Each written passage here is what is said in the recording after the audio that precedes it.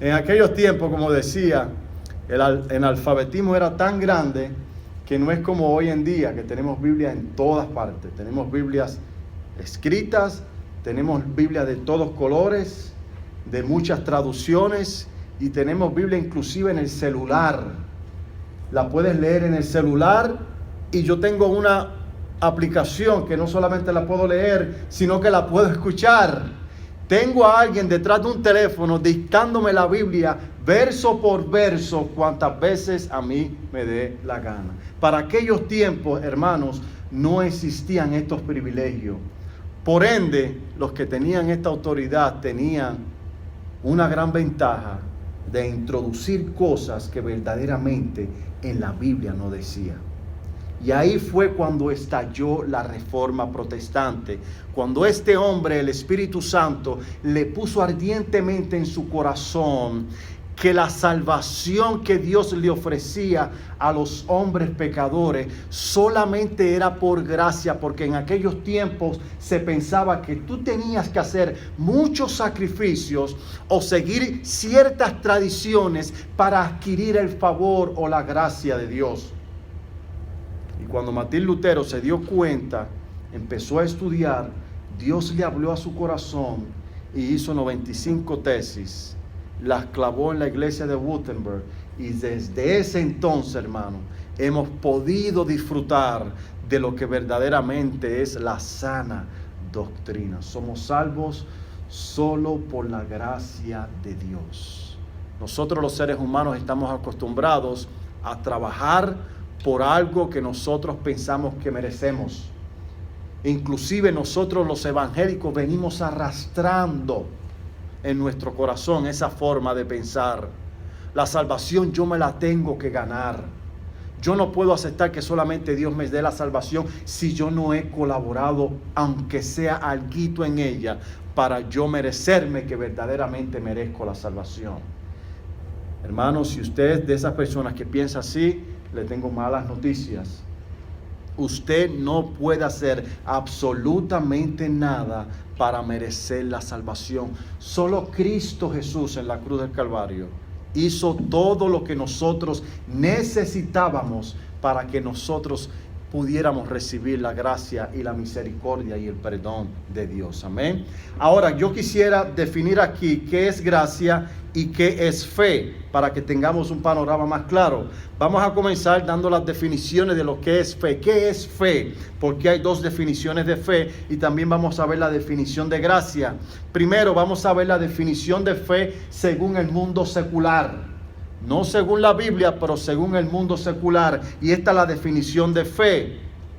La fe es la creencia, confianza o asentamiento de una persona en relación con algo o alguien, y como tal se manifiesta por encima de las necesidades de poseer evidencias que demuestren la verdad de aquello en lo que se cree. Esa es la definición secular. Tiene un más o menos parecido a la fe bíblica, pero la fe secular lo que está diciendo es que todas aquellas cosas que nosotros deseamos, pero no las tenemos al momento, esa fe sirve como un motor para guiarnos hacia adelante, para tratar de adquirir lo que todavía no tenemos. Esa es la fe secular. Y aunque muchas personas pueden exigirte evidencia científica, la fe sobrepasa sobre encima de eso, porque la fe no necesita de evidencia científica para manifestarse como fe. ¿Entendieron? Ahora vamos a ver la definición bíblica. La definición bíblica, y lo vamos a ver en Hebreos capítulo 11, versículo 1. Dice así, esta es la definición de fe, la que da la Biblia. Ahora bien, la fe es la certeza, que quiere decir que esa es la sustancia de lo que se espera, la convicción de lo que no se ve. Esa es la definición bíblica que le da a lo que es fe. Se lo voy a volver a repetir. La fe es la certeza de lo que se espera, la convicción de lo que no se ve. O sea, yo estoy convencido de que lo que yo creo, eso es realidad. Esa es la definición que la Biblia le da. Y esa palabra fe, que viene del griego pistis, quiere decir que para el creyente es la persuasión divina de Dios. Y por lo tanto distinta a la creencia humana, que es confianza, pero se parecen. El Señor nace continuamente, y esto es importante, mi hermano, el Señor nace continuamente la fe en el creyente para que puedan saber lo que prefiere, es decir, la persuasión de su voluntad. La fe que viene del Espíritu a nosotros es diferente a la fe que nosotros poseemos desde el día que nacemos. El creyente tiene dos tipos de fe. ¿Sabía usted eso? El cristiano posee la fe que él trae cuando nace humanamente, que es un acto de misericordia de Dios. Es parte de la imagen y la semejanza que Dios hizo cuando estaba haciendo el hombre. Eso es gracia común para que la gente tenga una función en esta vida. Esa es fe humana, diferente a la fe del Espíritu. La fe del Espíritu es muy diferente a la fe humana, porque la fe del Espíritu viene directamente de Dios con un propósito eterno y hacia el cielo. La fe humana se enfoca en las cosas de aquí y en la de la tierra. ¿Me entienden? Ahora vamos a ver la definición de la gracia. Más adelante vamos a estar hablando sobre la fe. Vamos a ver la definición de la gracia, y dice así: la definición de la gracia viene de una palabra del griego charis, que quiere decir que es un favor, una bondad que Dios demuestra o que ha sido extendida, un regalo sin condiciones. Esa es la gracia de Dios. Dios te salva por su gracia, quiere decir, yo te estoy salvando a ti sin ninguna condición previa. Tú no has hecho absolutamente nada en esta vida que yo conozca de ti, que me convenza a mí para yo darte un favor. Yo te estoy dando un favor a ti cuando tú no te lo mereces, porque eres pecador y lo que mereces es el infierno. Mas sobre esas cosas yo he extendido mi misericordia sobre ti para salvarte, aunque tú no lo merezcas. Eso es la gracia, mis queridos hermanos. Y eso muchos humanos no lo queremos comprender o no lo queremos aceptar, porque tenemos la bendita costumbre de que yo tengo que ganarme lo que yo creo que merezco. La salvación ningún ser humano en esta vida la puede merecer, porque somos imperfectos. Somos pecadores delante de Dios. Por favor, ponga atención a la palabra para que no se pierda. Les voy a dar un ejemplo. La salvación es un regalo incondicionado de parte de nuestro Dios y Padre. Es como este rey, y esto es una parábola que me la inventé yo para tratar de dar un ejemplo de lo que es la gracia. Esto es un rey muy rico, un rey pero extremadamente rico, con un reino bastante grande, enmurallado completamente. Y a lo lejos está la población que le rodea. Una población pobre. Una población que no tiene chance de entrar a ese reino. Una población que está inclusive ajeno a quién es ese rey. Este rey decide en su corazón y le dice a uno de sus súbditos: hoy voy a hacer una extensión de mi reino. Hoy he decidido abrir las murallas. Quiero que tumben esas murallas y yo mismo voy a vestirme como unos de aquellos que están más allá de las murallas, aquellos que no tienen oportunidad de verme, aquellos que no tienen oportunidad de entrar y compartir conmigo en mi reino. Yo voy a vestirme como unos de ellos y yo voy a ir a donde ellos y yo los voy a invitar y yo mismo los voy a traer. No solamente este rey iba a hacer la invitación, pero este rey los iba a persuadir para que ellos estuvieran convencidos para que se fueran con él. Porque él sabía que si él solamente se limitaba en invitarlo, todos iban a rechazar por cuanto se iban a mirar indignos. por cuanto no tenían una elevación moral ante el rey. El rey decidió eso en su corazón. Y el rey dice que se despojó de sus vestiduras y fue a ese lugar pobre. Y comenzó a invitar a la gente, a agarrarlos de la mano y decirle: hoy quiero que seas parte de mi reino. Yo soy el rey que descendí de ese reino que ustedes ven allá arriba. Tú vas a ser parte de mi reino. Tú vas a ser parte de mi reino. Tú vas a ser parte de mi reino. Y la gente atónita: pero si yo no doy la talla para estar en tu reino. No me importa. Yo les estoy ofreciendo esto libre y voluntariamente. Yo sé que ustedes no se lo merecen. Yo mismo los voy a llevar de mi mano para que sean parte de mi reino. Y la extensión de su reino fue muy grande, que trajo a millones de personas de la pobreza, de la marginación.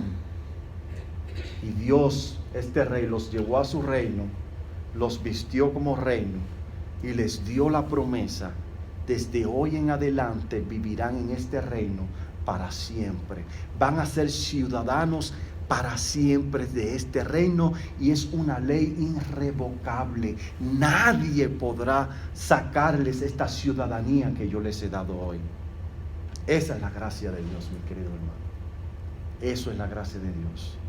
Que cuando nosotros no lo merecíamos, Dios no miró esa imperfección en nosotros, pero nos dio su salvación libre y gratuitamente para todos aquellos que creen. Amén. En el libro de Hebreos, capítulo 4, versículo 16, dice: acerquémonos pues confiadamente al trono de la gracia, para alcanzar misericordia y hallar gracia para el oportuno socorro. Dios te ha extendido su gracia, mis queridos hermanos. Y Dios sabe que tú vas a fallar. Dios sabe que tú puedes pecar. Dios sabe que nosotros, comparados a Él, no somos nada, mis queridos hermanos. Pero Dios ha prometido que todos aquellos que se acerquen a Él hallarán misericordia y socorro cuando ellos lo necesiten. Amén. Esto es glorioso, hermano. Es glorioso. No tengo que yo irme por toda la 35 hasta la frontera de México de rodillas para demostrarle a Dios que ya caminé ciertas millas de rodillas, por lo tanto me merezco la salvación. Así no es esto, es por gracia. Cuando tú no lo merecías, yo te quise dar la salvación. Es por gracia y seguirá siendo por gracia hasta el día que nos muramos, mis queridos hermanos. ¿Por qué necesitamos de la gracia de Dios para la salvación? ¿Por qué necesitamos de la gracia de Dios para la salvación? Porque no podíamos nosotros mismos salvarnos a nosotros mismos. Porque la ley nos los impedía por causa de nuestro pecado. La ley fue puesta a todos los seres humanos, creyente y no creyente. Tú te puedes autodeclarar ateo. Tú puedes pensar en tu mente: este negocio no es conmigo, es el negocio con los religiosos. La ley de Dios es para ustedes, no para mí. Guess what? Es para todos los seres humanos. La ley juzgará a toda la raza humana, quieras tú o no lo quieras. Algún día tú estarás frente al trono de Dios para dar, ¿cómo se dice esta palabra? Para dar cuentas ante Dios.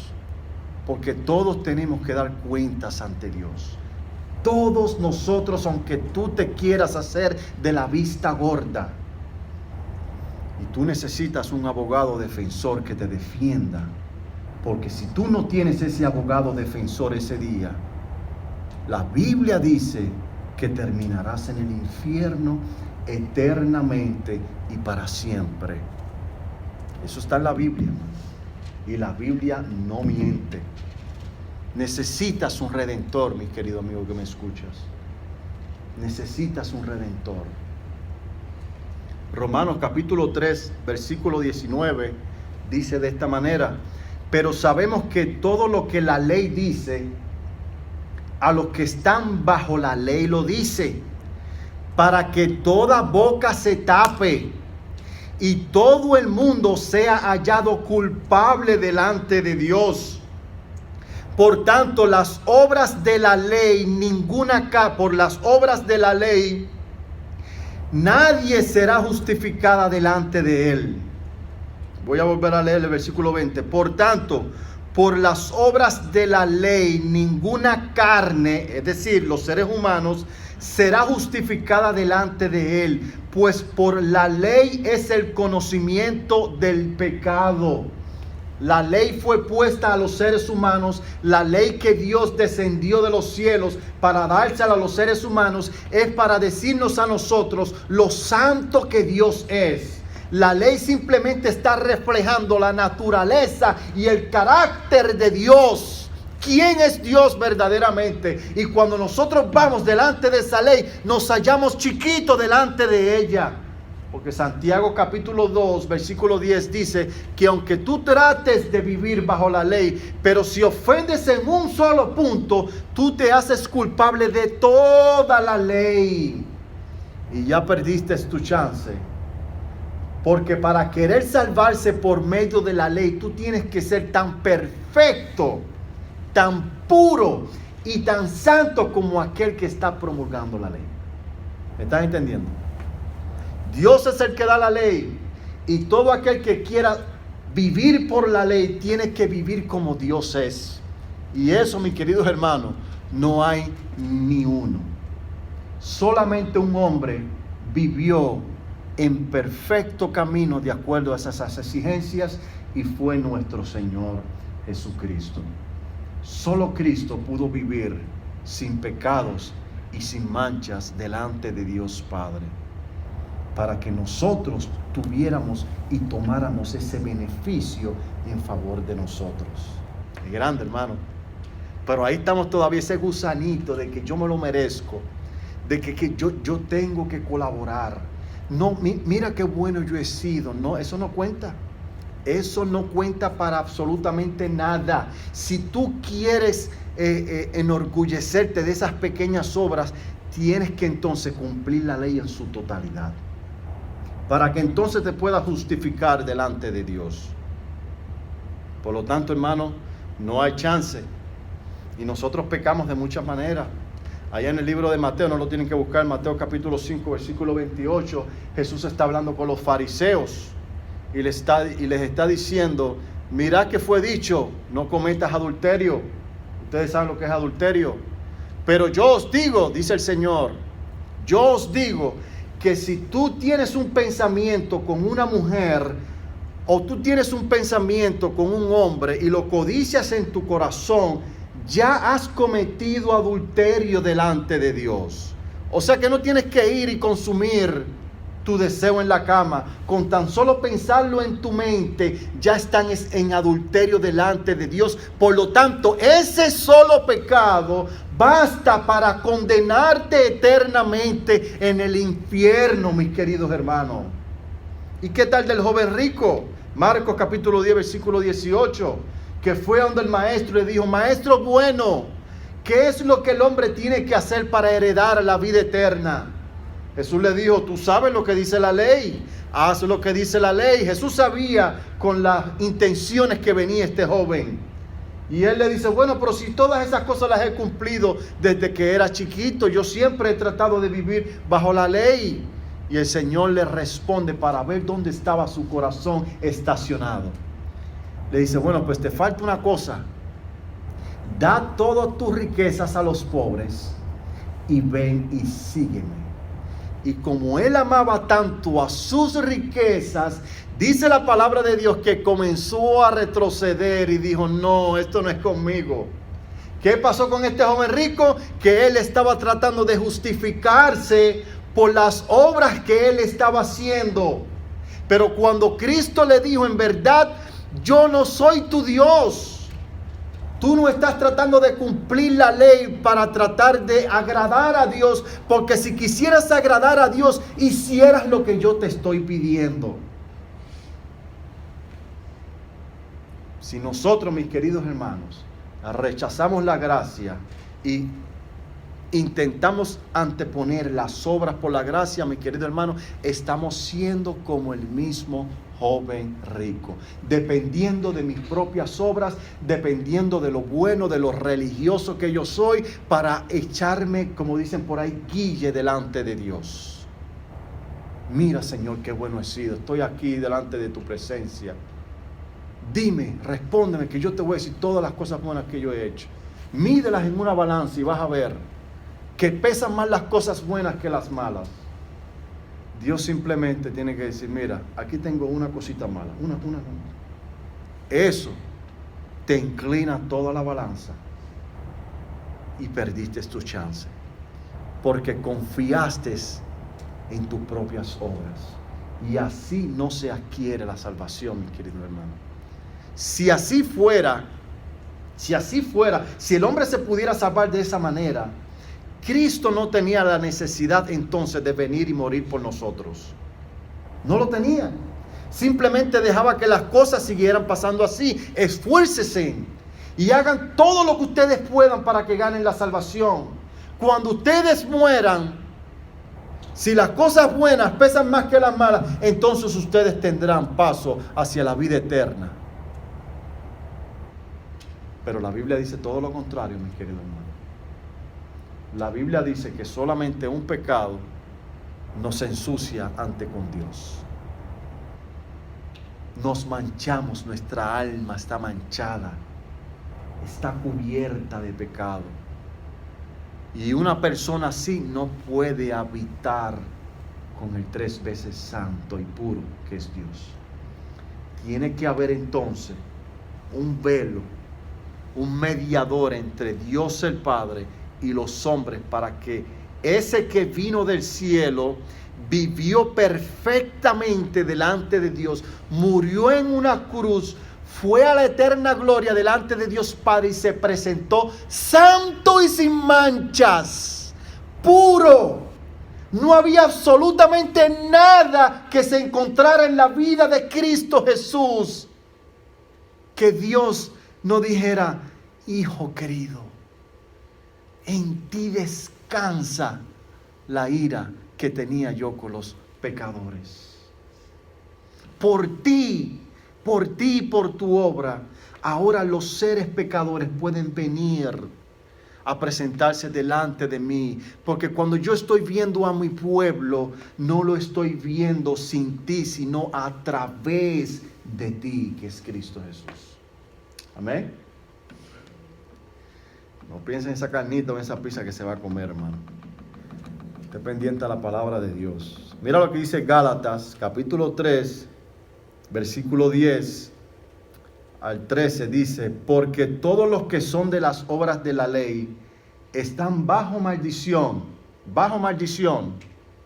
Porque escrito está, maldito todo aquel que no permaneciere en todas las cosas que están escritas en el libro de la ley, para hacerlas. ¿Escuchó bien eso? ¿Escuchó bien eso? Maldito todo aquel que no persevere en la ley conforme a lo que está en ella escrita, para no hacerlas. ¿Ok? Y nosotros fallamos no en una, en muchas cosas. En el 11 dice, ya que por la ley ninguno se justifica para con Dios, es evidente, porque el justo por la fe vivirá. Y la ley no es de fe, sino que dice, el hombre que las hiciere vivirá por ella.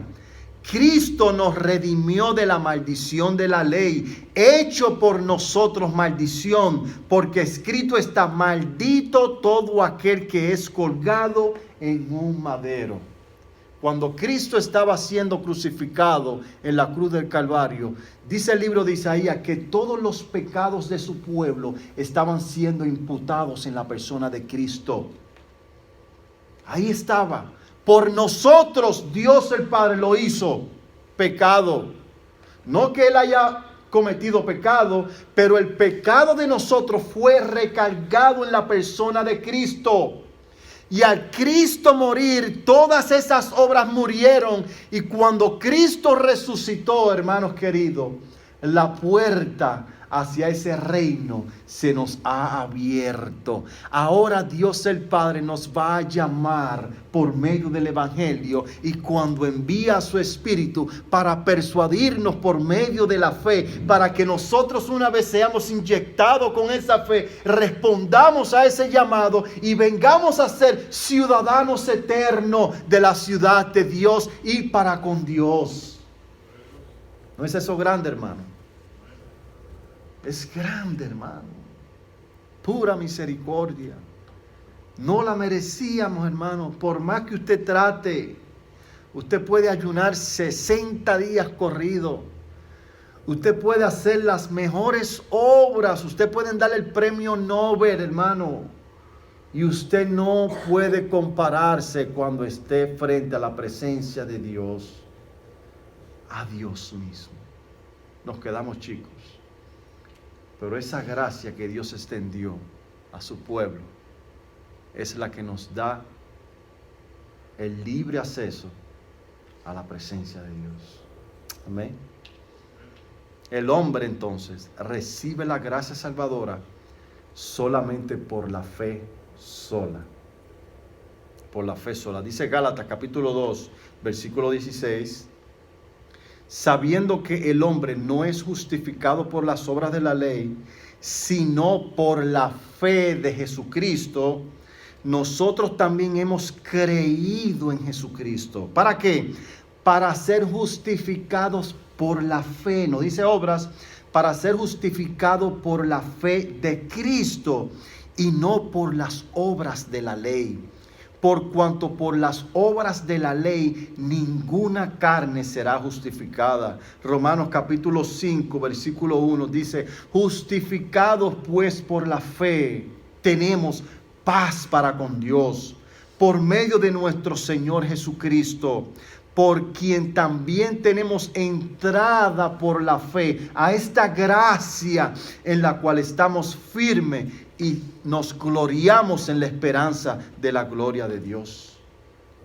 La fe descansa, mis queridos hermanos, sobre el elemento que Dios proveyó, Cristo y su cruz. Y estas condiciones son irrevocables. Es así y será así. Es decir, solo por fe para adquirir la salvación y solo por fe durante la salvación. Hay muchas personas que creen que una vez nosotros recibimos la salvación es responsabilidad de nosotros. Escuche bien, no me malinterprete, porque ya mismo vamos a entrar a ese punto. Ya una vez yo adquiero la salvación por gracia, ahora me corresponde a mí entonces seguir con el trabajo. Es como decirle a Dios: Dios, hasta aquí me ayudaste, está bien, quédate aquí, ahora te voy a demostrar cómo es. Y voy yo entonces a vivir una vida de superhéroe para tratar de mantener una salvación. Así no es como funcionan las cosas. Eso no es lo que dice la palabra de Dios. Tú necesitas la gracia para salvarte y tú necesitas la gracia en tu estadía aquí en la tierra, porque tarde o temprano tus manos se van a ensuciar y tus pies. Y tú necesitas que Cristo te lave los pies y tu alma. En algún momento, desde el punto A hasta el punto Z, tú vas a cometer algún tipo de pecado. Y tú necesitas que esa gracia de Dios te esté cubriendo constantemente. Así que nosotros somos salvos por la gracia y vivimos nuestra vida cristiana hasta el día que Cristo venga o nosotros nos vayamos con Cristo por la gracia de Dios. Gracia y más gracia. Aunque hay unas obras que se demandan de parte de nosotros. Ya pronto vamos a entrar ahí, porque ahí es donde vienen los males entendidos y las calumnias. Las calumnias a los críticos que están en contra de estas doctrinas. Dicen que el que crea esta doctrina o que esta doctrina lo que está enseñando es a que el pueblo de Dios tenga una licencia para pecar. Porque como la gracia siempre me va a salvar, yo puedo hacer lo que a mí me dé la gana. ¿Ve? Porque como Cristo me va a salvar anyway, entonces yo puedo salvarme pero seguir con mi misma vida pecaminosa. Eso no es lo que enseña esta doctrina. Eso de salvos, siempre salvos para seguir pecando, eso no lo enseña esta doctrina y eso no lo enseñamos nosotros en esta iglesia. Eso es una calumnia que se ha levantado en contra de los que quieren ganarse la salvación por sus propias obras. ¿Entendió?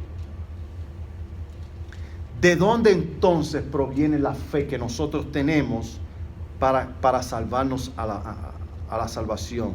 La palabra dice que es un don del Espíritu, es un regalo que Dios te da. Como dijimos al principio en las definiciones, tú tienes fe humana, pero tú necesitas la fe del Espíritu que no tienes al momento de conocer a Dios. El Espíritu Santo te tiene que dar esa fe para que esa fe entonces te lleve a reconocer tu bajeza y tu inmundicia y a reconocer que necesitas a Cristo para que te salve. Esa es la fe del Espíritu. Esa es la fe del Espíritu que no tenemos nosotros. Nosotros adquirimos esa fe cuando Dios el Padre en la predestinación manda a su Espíritu para persuadirnos, para sacarnos ese corazón de piedra. ¿Se acuerdan el mensaje anterior? Que Dios tiene que sacar ese corazón de piedra y nos pone un corazón de carne. Cuando Dios pone ese corazón de carne, también nos está inyectando con las capacidades del Espíritu Santo de Dios. En el libro de Efesios capítulo 2 versículo 1:13 dice que cuando nosotros creímos al Evangelio de nuestra salvación, fuimos sellados con el Espíritu Santo de la promesa. Quiere decir que fuimos parte, somos propiedad de Dios. Fuimos propiedad de Dios.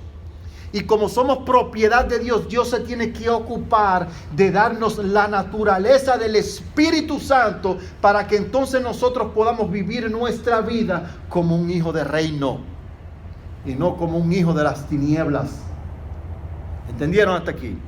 Aunque la salvación, y ya con esto cierro, aunque la salvación, pero no quiero dejar pasar, tengo un texto aquí que quiero que lean, está en Gálatas capítulo 5:22.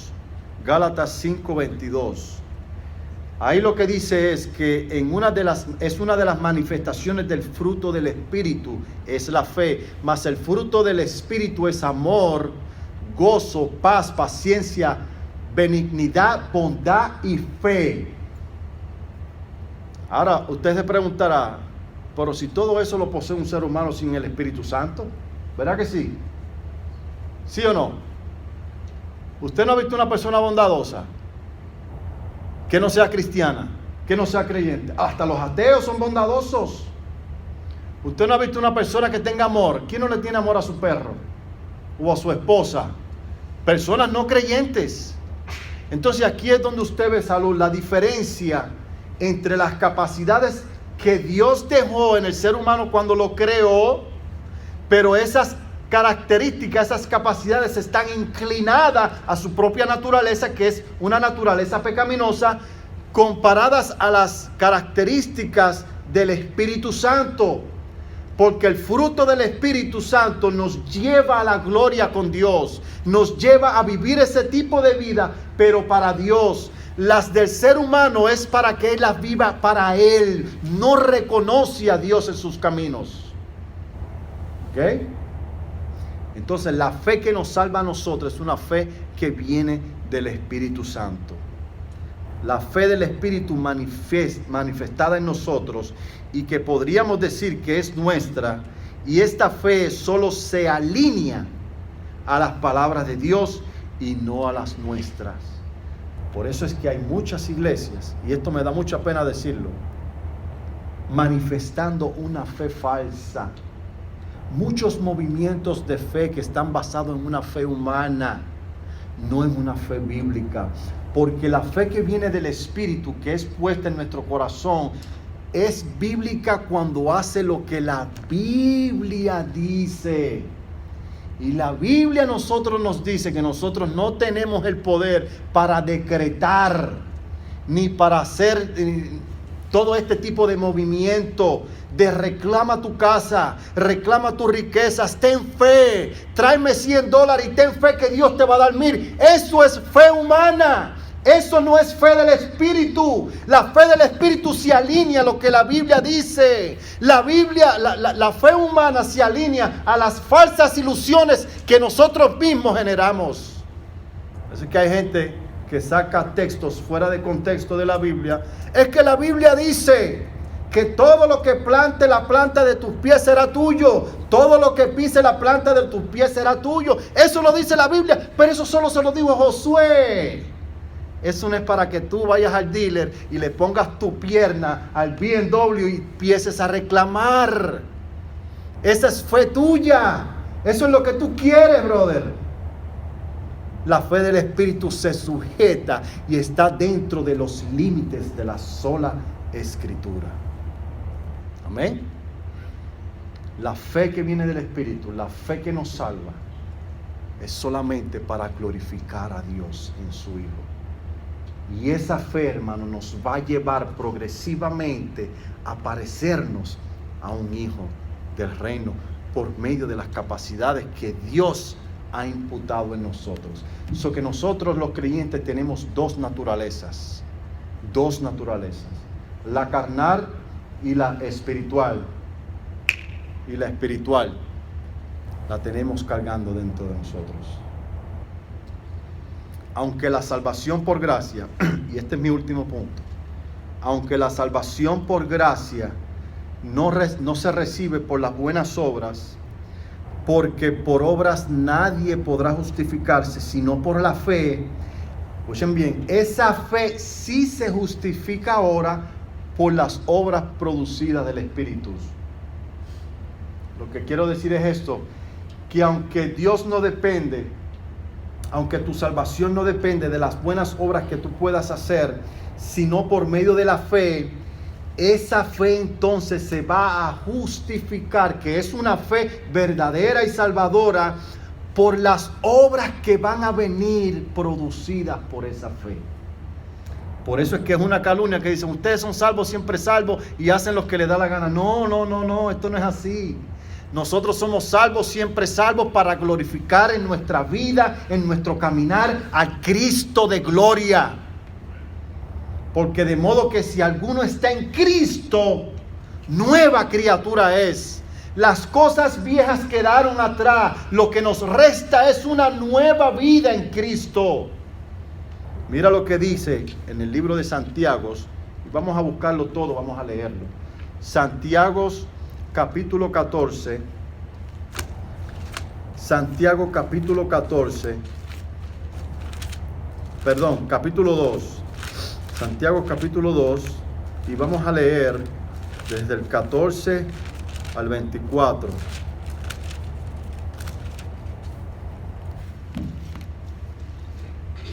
Desde el 14 al 24. Vamos a leer lo que dice aquí, está muy interesante. Y esto cierra con el último verso de Efesios capítulo 2, 8 al 10, donde dice que fuimos creados en Cristo Jesús para buenas obras, obras que Dios preparó desde antemano para que nosotros anduviésemos en ella. Increíble. Dios nos da el regalo de la salvación, Dios nos da el regalo de la fe, y Dios también nos da el regalo de las obras para que nosotros también nos acomodemos a ella por medio de la fe. Es increíble cómo Dios hace todo este manejo, hermano. Y nosotros pensamos que nosotros somos los protagonistas. No, mi querido hermano. Ya Dios todo lo hizo. Él es el arquitecto de nuestra vida. Mira cómo dice: hermanos míos, ¿de qué aprovechará si alguno dice que tiene fe y no tiene obras? ¿Podrá la fe salvarle?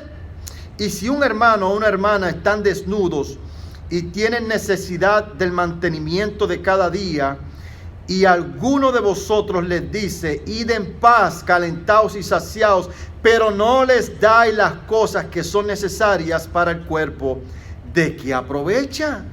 Así también la fe, si no tiene obras, esa fe es muerta en sí misma.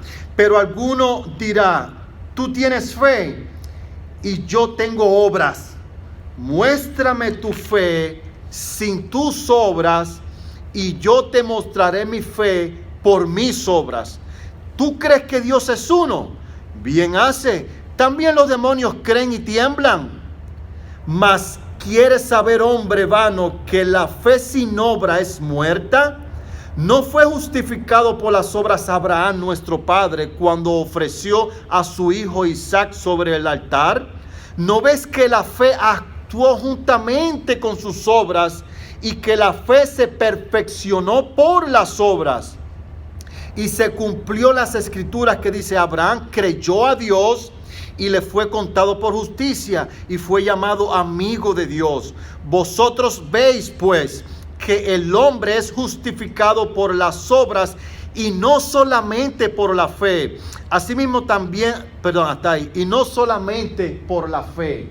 El que lee este texto puede confundir a lo que está diciendo el apóstol Pablo en Efesios, porque dice que la salvación y que nosotros solamente seremos justificados ante Dios por medio de la fe sin obra. Eso es lo que está diciendo Pablo. Acá Santiago está diciendo que de la única manera que tú puedes decir eso es si esa fe que te justifica ante Dios va acompañada de buenas obras.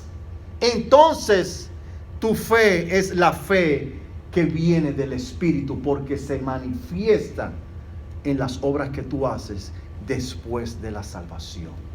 Ahora, esas obras que tú haces después de la salvación, que es lo que justifica la fe, no son obras para mantener tu salvación. Sigue siendo la gracia, pero se justifica la fe que tú tienes en el Dios de tu salvación.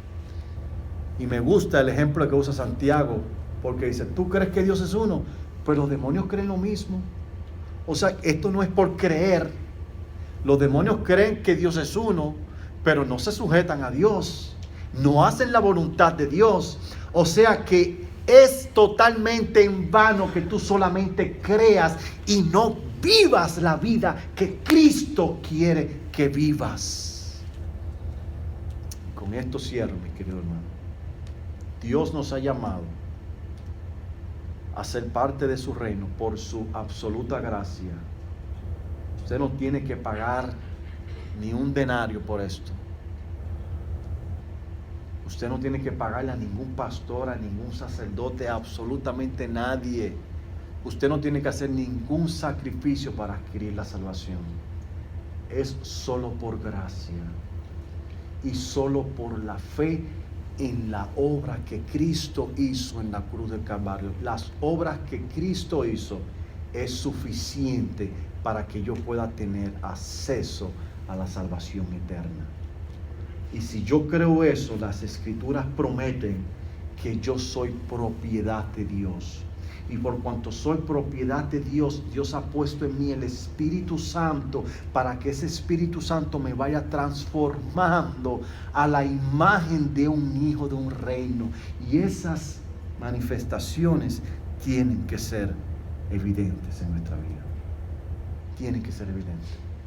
Dice la palabra de Dios que sin santidad y sin la paz nadie podrá ver al Señor. Amén. Nos paramos y oramos.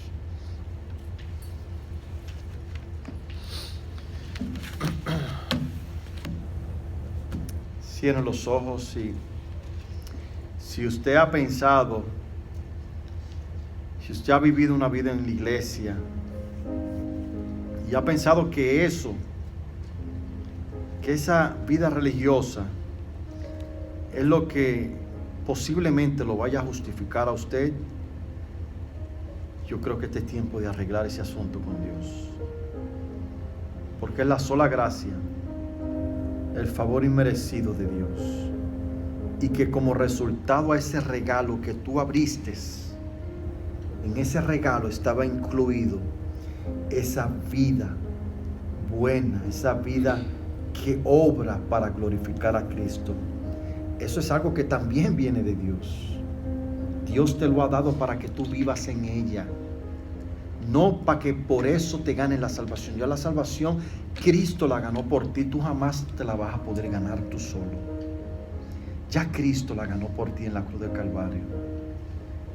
Sin embargo, si tú eres que estás en el otro lado, eres un pecador y has hecho muchas cosas malas, Dios hoy te está llamando y te está ofreciendo la salvación completamente gratuita si tú crees en tu corazón que Jesucristo es el Señor de la gloria, que solo Cristo es el único que tiene lo que tú necesitas para salvarte.